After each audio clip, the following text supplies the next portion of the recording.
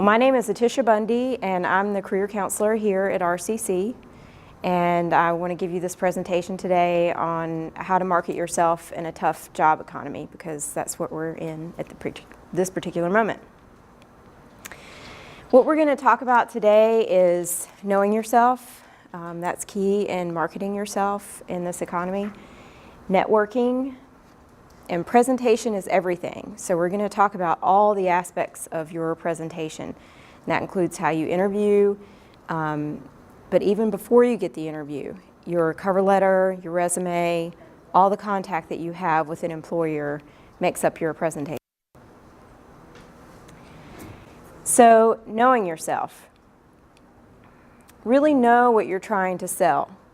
So if you're thinking about buying a truck, are you going to buy a truck? I'm thinking about selling my truck. Are you going to buy a truck from someone who puts an ad on Craigslist and there's no picture and it says truck for sale, $7,000? Or are you going to buy the one that has the picture, maybe a few different angles, tells you a lot of details about the truck, maybe some history about it, something that means something to you, like this has been a really great truck, we've really enjoyed having it in our family? You're probably likely to buy the one that I just mentioned rather than the one that doesn't have a lot of details or a lot of pictures.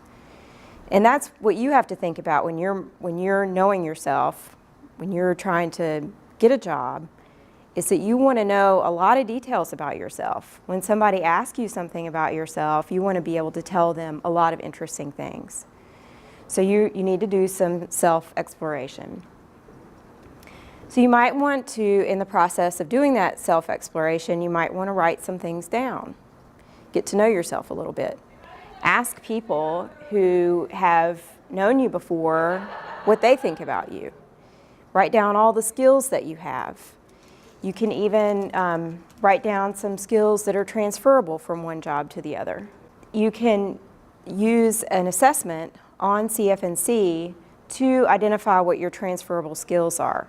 Now, this is a website. You have to create an account, but it's free. And there are a lot of assessments. If you look under Learn About Yourself, so you're going to look under the Plan tab, and then you're going to click on For Career, and then Learn About Yourself.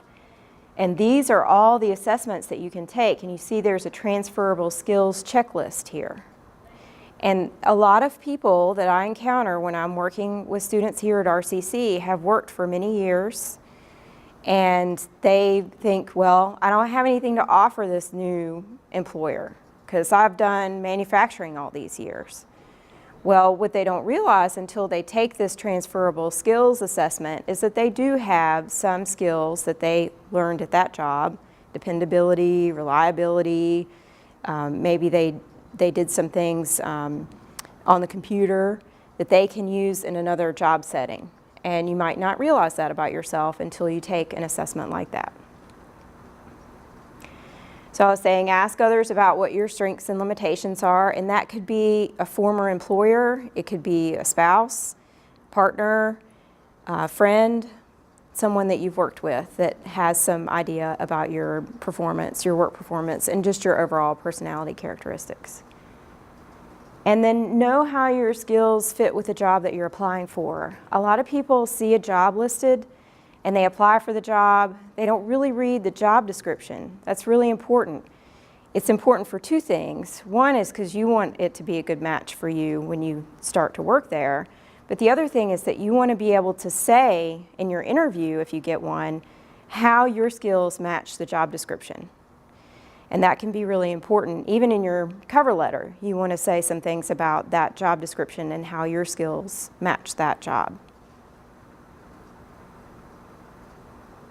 Okay, so knowing yourself is a very good tool. The next one is networking. So finding a job in this economy is different than maybe when I was first looking for work. When you guys were first looking for work, how did you find a job? How did you go about finding, where did you look to find jobs? Newspaper. In the newspaper? Yep, I did too. Any other things? Friends would tell you about things? They hired me. That's good. Yeah, and or a sign on a window, help wanted. Any other kinds of things you guys can think about? Church does not. Pardon? Church does not. Church, yeah, okay. Well, all those things are relevant, and we've moved probably further away from newspaper ads for looking for jobs. A lot of times now it's in who you know. So you're talking about friends, you're talking about church, you're talking about, other people that you work with. These are the kinds of things that you need to do when you're looking for jobs now. In addition, you might want to use a tool online like LinkedIn. Have you guys used LinkedIn before? Okay. We might go out to LinkedIn and take a look at that. It's a social networking kind of thing, but it's also job related, career related. So you sign up sort of like you would with Facebook or something like that. You have a profile picture, you have a profile, but you're going to write down or type in all the things that you have done career related. So it's like a resume online. The other thing is that this online database picks up on the different jobs that you've had, and it will give you a list of people that you might have encountered who are also on LinkedIn that you might have encountered in your work. So let's say that you went to Rockingham Community College and someone else is on LinkedIn from Rockingham Community College also. The LinkedIn tool will give you the opportunity to friend, kind of like Facebook, these other people. Then you have access to people that they know, and they can go on your profile and look and see what kinds of experiences you have, and if they have job openings, they can contact you in that way. Or when you are talking to employers, you can tell them that you have an account on LinkedIn so that they can see your profile there. And whether they have a job listing or not, you can let them know, hey, I would be interested in working for your company, and you can give them a copy of your resume and a link to LinkedIn. So there are other tools, like some of you might have used monster.com, or there's a career search tool online, those kinds of things that you can go to look for jobs. We'll talk about what we have here at RCC toward the end of the presentation as far as looking for jobs. But LinkedIn is a good tool. Also, talking to people at church, talking to friends, family, all those kinds of things are good too. Another thing that I recommend to people is to volunteer, intern, or work part-time in the field that you're interested in. If you have any time at all, these are excellent ways to network and also get experience in the field that you're interested in. I hear a lot of people who are frustrated because I can't get a job, they say, because I don't have any experience. And experience does not have to necessarily be full-time and paid. It can be volunteer, it can be paid part-time, any of those kinds of things will work. And also, if you think about it, if you're working someplace part-time or doing an internship or doing a volunteer job there, who are they going to hire when they have an opening? The old saying, a bird in the hand is better than two in the bush. If they know you, then they're likely to consider you for that position if you've done a good job there. And you'll be the first to know that that job is available because you're working there. And if that doesn't work, it still looks good on your resume, and you have that experience that so many employers are looking for. Another really good tip is to do a job shadow or interview someone in your field. I tell this to people who not only are looking for jobs, but just want to kind of decide what they want to do for their career. Maybe they're not really sure about, if they want to go into the health field or not, or if they want to go in the health field, but they're not sure what area they want to go into. I always tell students to job shadow someone. And generally, people like to talk about themselves. So if you call somebody up on the phone and you say, hey, I'm really interested in being a respiratory therapist, but I don't really have any experience, and I haven't started the program here at RCC yet, but I'd like to talk to somebody about being a respiratory therapist. I bet you'll find somebody who'd be willing for you to come in and at least interview them.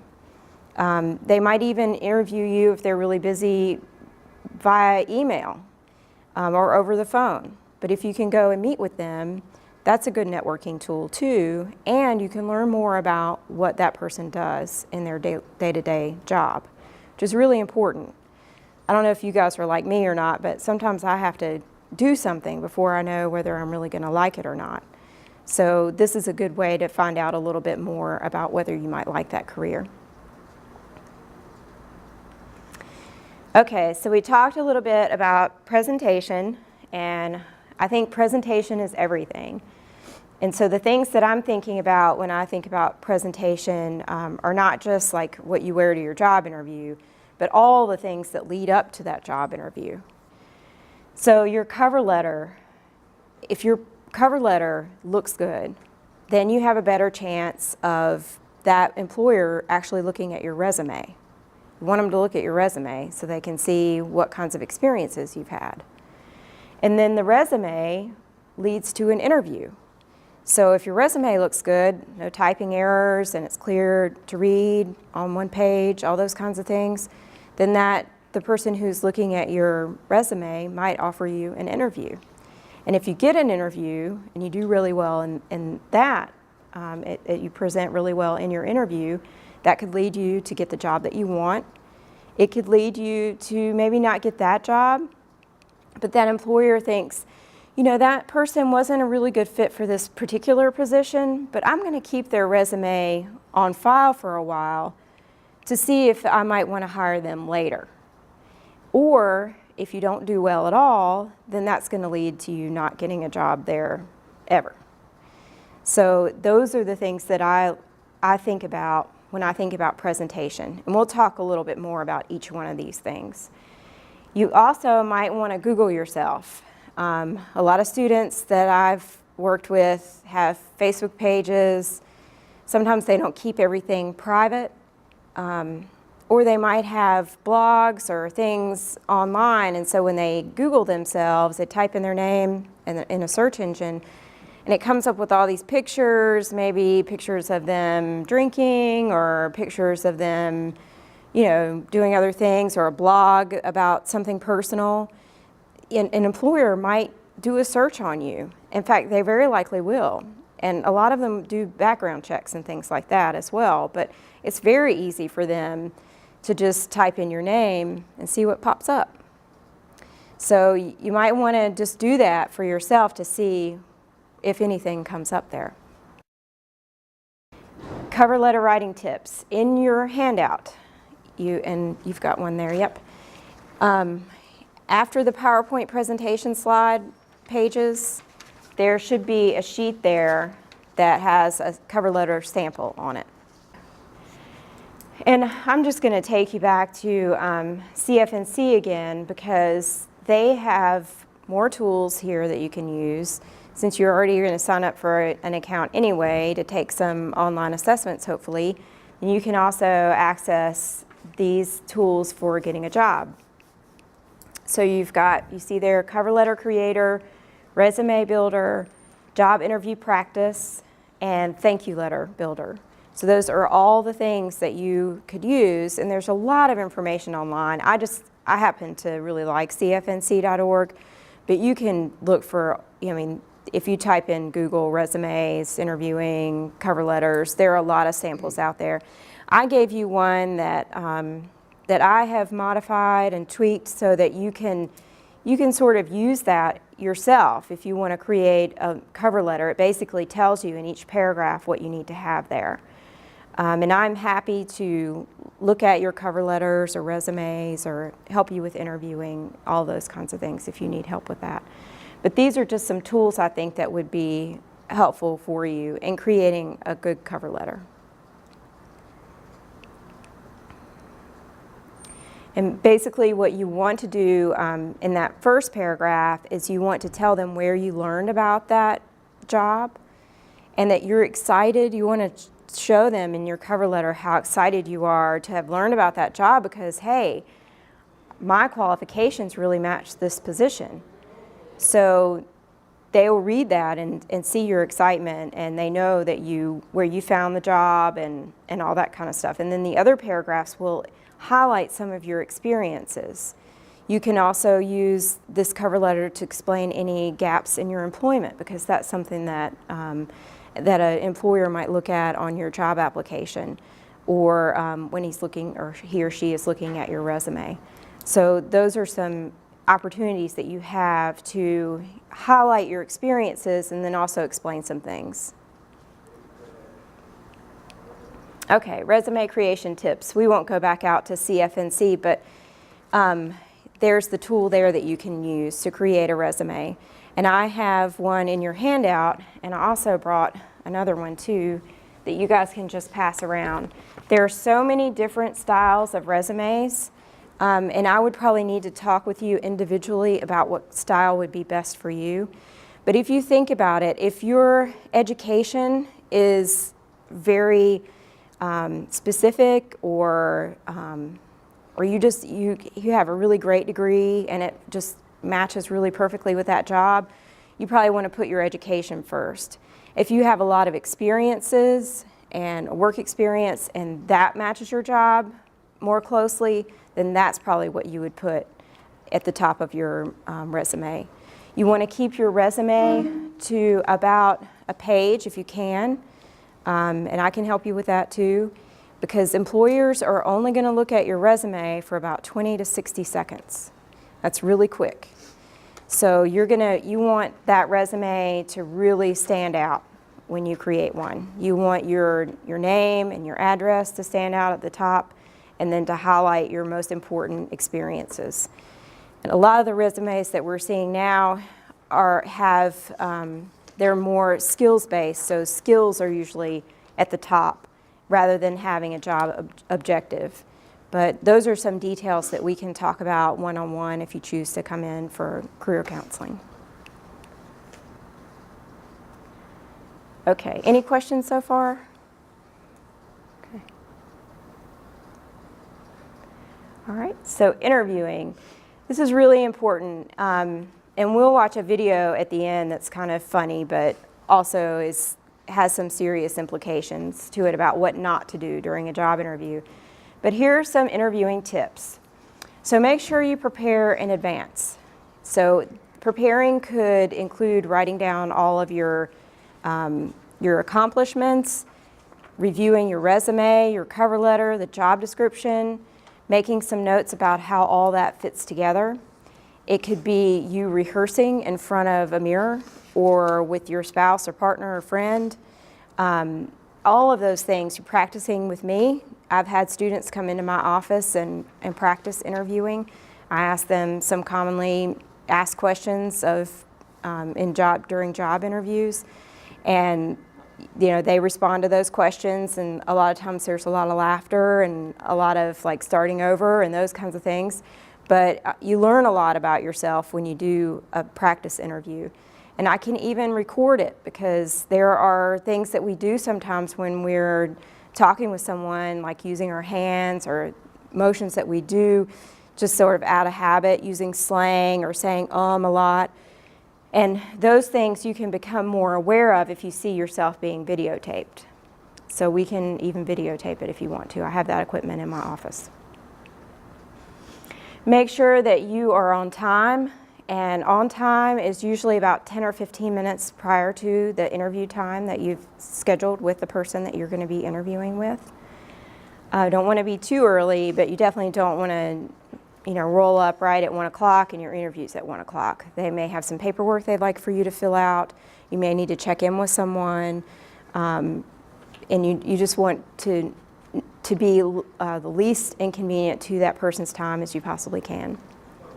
Make sure you dress appropriately.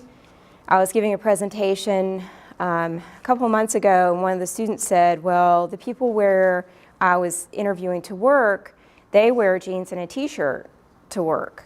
So I wore jeans and a t-shirt to my interview. Well, they might wear jeans and a t-shirt to work, but you need to dress appropriately for the interview and dress even more nicely than you see the staff there, how they're dressed. So you want to wear, at the very least, a button-down shirt, khaki pants. If it's going to be a more business-savvy kind of position, then you want to wear a suit or a dress. But make sure that you look nice in during your interview, that all your important parts are covered, and that you have taken, that you want to show that employer that you've really taken this interview seriously and you're very happy to have it and you want to look nice. Make sure that you do not take your cell phone with you, and if you do, turn it completely off. Even vibrate can be distracting during a job interview, because you know that in your pocket or in your pocketbook, it's going to make that vibrating noise, and that can be very distracting. I had someone in my office the other day that I was working with, and it wasn't a job interview, I was just working with a student, and every time her cell phone would vibrate, it was just distracting. We had to kind of wait till it stopped before we could continue on with our conversation. All right, so I thought I'd break this presentation up a little bit by showing you a video of what not to do during a job interview. Why have I had so many jobs? I get bored easily.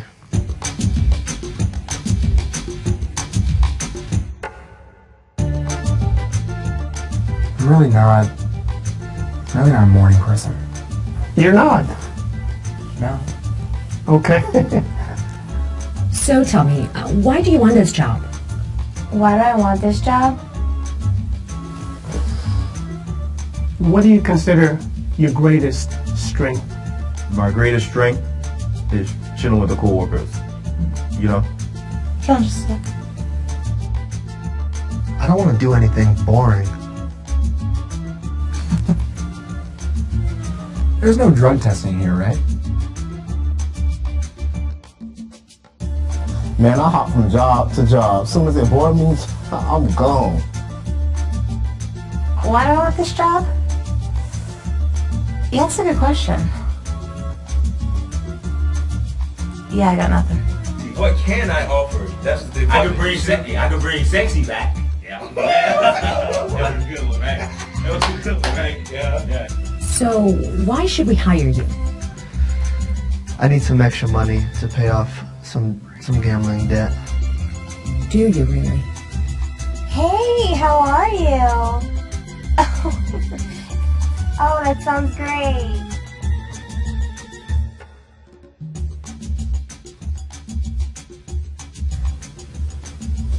Okay, you were saying?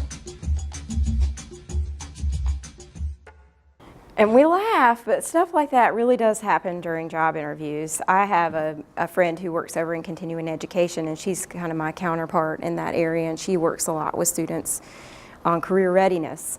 And she was telling me that she has conducted job interviews where people have actually texted during or accepted a phone call during the job interview.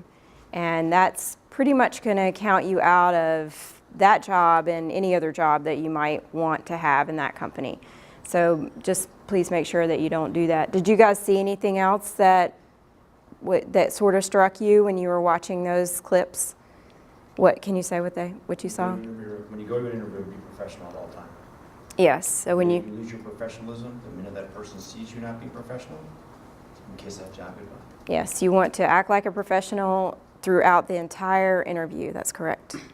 I've conducted interviews before, and one thing I noticed is that a lot of people just aren't prepared to answer the questions. Mm-hmm. Like, as far as some of those, they were like, they stopped for a second and paused and were like, I don't know. Mm-hmm. But, yes, yeah. that's why, yes, you should be prepared for your job interview and practice with either me or someone else that you know or in front of that mirror to make sure that you're prepared. You probably will get stumped by a question during an interview, but if you're acting like a professional, if you look nice, if you tell them, let me think about that for a minute, that's a good question, can I come back to that one in a minute, then they're going to be a lot less judgmental, I think, than if you just kind of sat back and said, I don't know, I got nothing, so be prepared. Okay. I put in your handouts a list of commonly asked questions, so let's look at those for a second. I think you can pretty much expect that your employer is going to ask you to tell them a little bit about yourself and why you want to work in their company, or why you want to do that particular position. So those are pretty common. You should know, and if you know things about yourself, you can answer that question when they say, tell me about yourself. If you're not prepared, then you might say, oh, I don't know, I'm 23 and, I work at Burger King, but if you've thought about it and you've prepared for it, then you can have some good things to say when they ask you that question. Yes? When you answer that question, should you just say things about yourself that pertain to the job you're trying to get?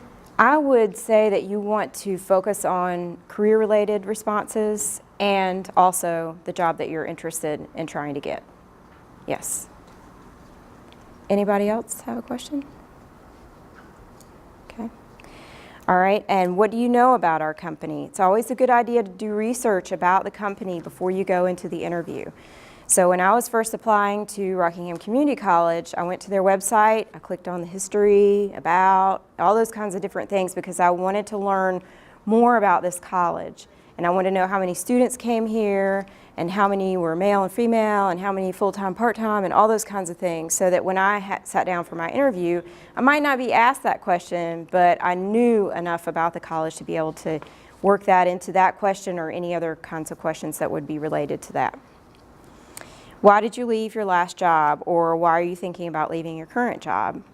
That's a question that gets asked too, because if you're leaving your past job because you made everybody mad there and nobody wanted to work with you anymore, then these people want to know that because they're hiring people that they not only think can do that job well, but also they can get along with.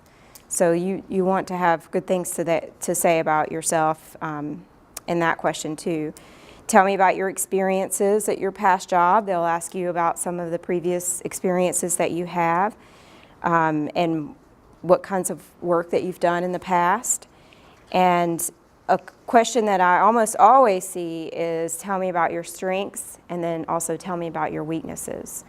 So you want to be able to have some of those prepared as well. And if you think about it, for your weaknesses, you want to have something there that is the truth, but can also be spun into a strength as well. And that's a double-edged sort of question. Yes, you got to be careful with that, yeah. So something that I use sometimes, and it's very true about myself, sometimes I really like my job and I want to do a good job, and sometimes I worry myself silly about it. I might not say it that way in an interview. But the good thing about it is that I care about what I do. So I can say at the end, yes, I do worry about things sometimes. I might spend a lot of time on a project because I want it to be done really well, but I care about my work. My work is important to me. So in that way, you've said what a weakness is, but you've also shown it to be a strength as well. Okay. A lot of questions now are situational kinds of questions, so they want to know how you handled a difficult situation a lot of times. So they might ask you, tell me about a time when you had a conflict with a coworker and how you handled it and what was the final outcome. So those are questions that you need to be prepared for too when you're getting ready to go to an interview. They might ask you what salary range you're looking for. So that's when your research comes in handy, because you want to know, like, sometimes it's listed on the job description and sometimes it's not. So you might have to dig a little to find out what the salary range is. And you want to look at, hey, what have I made in my previous jobs? So what am I expecting from this one? So that's a good question to ask. You might not want to ask them about salary during your first interview with them, but if they ask you, you should be prepared to say what your salary range is. And I get this question a lot sometimes, or I ask it if I'm interviewing someone, if I spoke with your previous boss, or if I spoke with a former coworker, what would they say about you? So you want to have some things planned out about what someone would say about you if they were asked. And hopefully it'll be something like, I was very dependable, very reliable, she does a good job, those kinds of things. All right, so we have a lot of resources at RCC that I don't know if all the students know about. So you've learned about one today, and that's me. And I've told you some of the things throughout this presentation that you can take the opportunity to use here. We have a career center. It's right down the hallway. It's called the College Transfer and Career Development Center. And we have 4 computers in there. You can use those computers to take some of those assessments that we looked at, create your resume, cover letter, all those kinds of things. So please take advantage of that. If you want to make an appointment to meet with me individually, then please do that too. In your packet are some of my, one of my business cards so that you can call me if you want to. So I'm a resource for you on campus, but there are other resources here on campus as well. And if you want to call me because you have questions about where you might want to go to find out more information, then please do call or email me. In the spring, we have a job fair. The date's not been set yet, but it's usually in April. It's usually in the gym. And it's something that I will be coordinating with our career development person over in the in continuing education. So we will have employers there who have jobs available, and there will be a great many people there who are looking for people to hire. It's a great experience for you, even if you're not looking for a job right at that moment, to know what kinds of businesses and industries are hiring in our area. Because a lot of people, you know, they think of Miller Coors or they think of Gildan, but there are a lot of other businesses and industries in our area who are hiring. Also a great opportunity for you to meet with and shake hands and give resumes to and network with some of these industry leaders in our community. You can create an account at EmployMeNC, and that is our online jobs board. We used to have a physical court board over here with jobs listed on it. Now it's all online. So if you go to our homepage, www.rockinghamcc.edu, and scroll down to the bottom, you'll see a green link that says EmployMeNC, exclamation point. Click on that and create a student account, and you can see the jobs that are available in our area. And I'm the one that looks through all those jobs, so I put ones on that are in our area, like North Carolina, South Carolina, mostly Greensboro, Winston-Salem area, but some Charlotte, some Greenville, Wilson, Rocky Mount, that area. If it's Arizona or someplace like that, I usually don't post those. It's a great opportunity for you to submit your resume to me. If you don't have time to come in for an appointment, but you want to have your resume up there, you can post your resume. I look at them all before I put them on EmployMeNC, because if they don't look good, I don't want that to go up for you. I don't want employers to see that. So I'll contact you and I'll say, hey, I saw your resume on EmployMeNC, and I think it looks pretty good, but I think there's some things that we could do to make it look better. And so then we can talk either on the phone or by email or in person to make sure that your resume looks really good. And then I showed you CF&C a lot today. That's a great resource for you for career or college or savings program or any of those kinds of things that you're interested in. So, do you have any other questions for me? Okay. Well, I give you the opportunity. We have plenty of time left to ask questions if you have them. Some things I left open-ended on purpose because it's hard to talk about a lot of detail about how to write a cover letter and how to do a resume in this kind of setting, but I'd love to meet with you individually to talk more about that if you have questions or interviewing any of those things. Okay, yes? When you're doing your resume, how far back should you go in history? So you've got more than 10 years, you think? Oh, yeah. We might look at doing a different kind of resume for you then, okay. One that focuses on your skills and like a more functional resume. Right. Okay. But I'd like to see it in its entirety and see how many pages it is. If it's like 2 or 3 pages, then we'll have to work on changing that. It's like 2. Yeah. It's in my opinion, it's 2. Because I was always explaining the resume should be 1 page. It should be, in some cases though, it needs to be 2 pages. especially if those jobs were long-term and they're really related to what you're going to be applying for now. You just got to keep in mind how long an employer takes to look at one of those resumes. Right, 30 to 50 seconds. Yeah. Yeah. Like in different fields, it's expected to have a different kind of resume. Like in my field, in the counseling field, I mean, my resume is called a curriculum vitae, and it's 9 pages long. Yeah, But that's expected. So if you go like DOT or you do something like transportation, you have to have a 10-year history.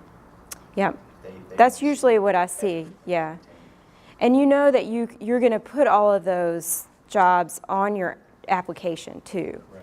So I mean, you definitely don't want to not include things on your job application because it says plainly at the bottom if you didn't state everything accurately, you know, you may not be considered for this job. That kind of statement is usually on a job application. And you might even say something in your cover letter about that. You know, like I put the last 10 years on my resume. However, if you look at my application, I have some additional experience, blah, blah, blah. That cover letter is a good tool. You don't want that to be more than a page either, so. Any questions? Well, thank you so much for coming today, and I hope this was helpful to you, and I hope you'll contact me if you have any more questions or need help with your job search.